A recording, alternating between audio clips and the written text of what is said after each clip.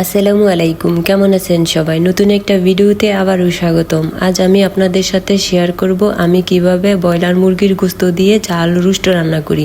আমি জাল রোস্টটা খুব অল্প সময়ে অল্প উপকরণ দিয়ে কিভাবে রান্না করি জানতে হলে পুরো ভিডিওটা দেখতে হবে। চলেন দেখি। ব্রয়লার মুরগির জাল রোস্ট রান্না করার জন্য আমি এইখানে প্রথমে হাফ কেজি ব্রয়লার মুরগির গোশত বড় সাইজ করে কেটে সুন্দর করে ভালো করে পরিষ্কার করে ধুয়ে এর মধ্যে আমি লবণ, হলুদ, মরিচ দিয়ে ভালো করে মেখে আধ ঘন্টার জন্য রেস্টে রেখে দিয়েছি। আর এদিকে চুলায় একটা কড়াই বসিয়ে তেল দিয়ে দিয়েছি। তেল গরম হয়ে গেছে। এখন গরম তেলের মধ্যে আমি পেঁয়াজ বেরেস্তা ভেজে নিব। আমি পেঁয়াজগুলো দিয়ে দিয়েছি, কারণ মুরগির রোস্টের মধ্যে কিন্তু পেঁয়াজ বেরেস্তা দিলে রোস্টের যে সেন্টটা অনেক সুন্দর ভালো আসে, আর খেতেও অনেক বেশি ভালো লাগে। এভাবে হালকা আছে আমি সুন্দর করে পেঁয়াজ বেরেস্তা করে নিয়েছি, আর একটা ছাঁকনির সাহায্যে আমি ভালো করে সুন্দর করে তেল থেকে তুলে নিয়েছি।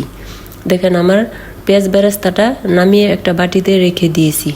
এখন আমি একই তেলের মধ্যে আবার আরেকটু তেল দিয়ে আমি সুন্দর করে তেলটা গরম করে নিব। তেলটা গরম হয়ে গেছে। এখন আমি মেখে রাখা মুরগির গোশতগুলা একটা একটা করে সুন্দর করে গরম তেলের মধ্যে দিয়ে ভেজে নিব। আমি বেশি সময় নিয়ে মুরগির গোশতগুলা ভাজবো না। 1-1.5 মিনিট সময় নিয়ে উল্টিয়ে পাল্টিয়ে হালকা কালার করে সুন্দর করে আমি মুরগির রোস্টগুলা ভেজে নিব।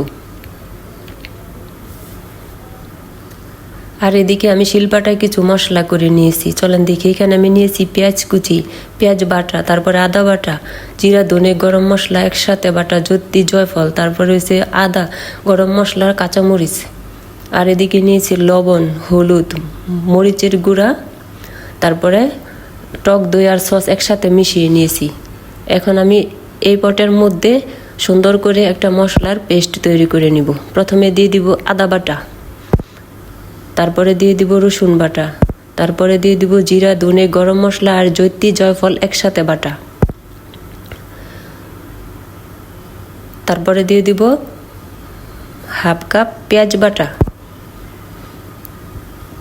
আমি এখানে 2 রকম পেঁয়াজ ব্যবহার করেছি। মশলার পেস্টের মধ্যে আমি পেঁয়াজ বাটা দিয়েছি। এখন দিয়ে দিব পরিমাণ মতো লবণ, তারপরে দিয়ে দিব মরিচের গুঁড়া, এখন দিয়ে দিয়েছি আমি হলুদের গুঁড়া,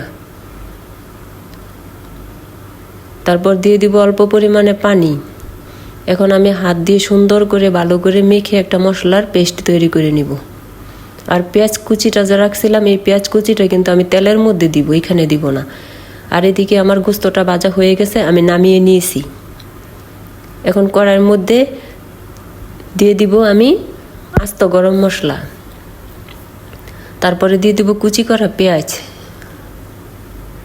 আমি আগেই বলেছি এখানে আমি 2 রকম পেঁয়াজ ব্যবহার করেছি। পেস্টের সাথে দিয়েছি পেঁয়াজ বাটা, আর তেলের মধ্যে দিয়ে দিয়েছি পেঁয়াজ কুচি। এভাবে পেঁয়াজ কুচি তেলের মধ্যে দিয়ে আমি 2-3 মিনিট সময় নিয়ে সুন্দর করে পেঁয়াজটা ভেজে নিব, যাতে পেঁয়াজের কাঁচা গন্ধটা চলে যায়। এভাবে পেঁয়াজটা একটু সময় নিয়ে আমি হালকা কালার করে সুন্দর করে ভেজে নিব। পেঁয়াজটা ভেজে নেওয়া হয়ে গেছে। এখন আমি ভাজা পেঁয়াজের মধ্যে মশলার পেস্টটা দিয়ে দিব। এখন আমি ভালো করে সুন্দর করে নেড়েচেড়ে মিশিয়ে নিব। এভাবে কিছুক্ষণ মেশানোর পর আমি 5-7 মিনিট সময় নিয়ে মশলাটা কষিয়ে নিয়েছি। এখন এই পর্যায়ে এর মধ্যে দিয়ে দিব অল্প একটু চিনি। চিনি দিলে তরকারির কালারটা যেরকম সুন্দর হয়, রোস্টটা খেতেও অনেক মজা হয়। মশলাটা কষানো হয়ে গেছে, মশলা থেকে তেল ছেড়ে গেছে। এখন আমি ভেজে রাখা গোশতগুলা মশলার মধ্যে দিয়ে সুন্দর করে ভালো করে নেড়ে চেড়ে ঢাকনা দিয়ে ঢেকে 4-5 মিনিট কষিয়ে নিব।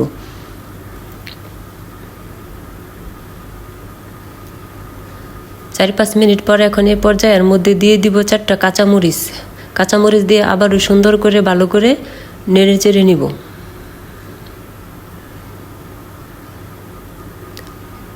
এখন এর মধ্যে দিয়ে দিব পানি, কারণ রোস্টের মধ্যে আমি কিন্তু টক দই দিয়েছি, এর জন্য আমি আর দুধ দিব না। পানি দিয়েছি আর 20 মিনিটের জন্য রান্না করে নিয়েছি। 20 মিনিট পরে এর মধ্যে আমি দিয়ে দিব পেঁয়াজ বেরেস্তা। 20 মিনিটের মধ্যে আমি কিন্তু 3-4 বার উল্টে পাল্টে নেড়ে চেড়ে দিয়েছি, যাতে কড়াইতে নিচে লেগে না যায়।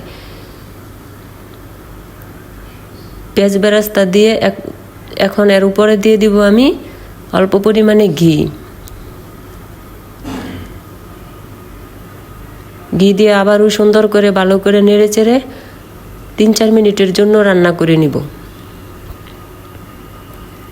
3-4 মিনিট পরে দেখেন আমার তরকারিটা মাশাআল্লাহ কত সুন্দর হয়েছে, আর ঝোলের পানিটাও শুকিয়ে একবারে মাখামাখো হয়ে গেছে। দেখেন এখন আমি নামিয়ে নিয়েছি। তরকারিটা দেখতে কতটা সুন্দর হয়েছে। আমার মুরগির রোস্টগুলো কেমন হয়েছে কমেন্ট করে জানাবেন।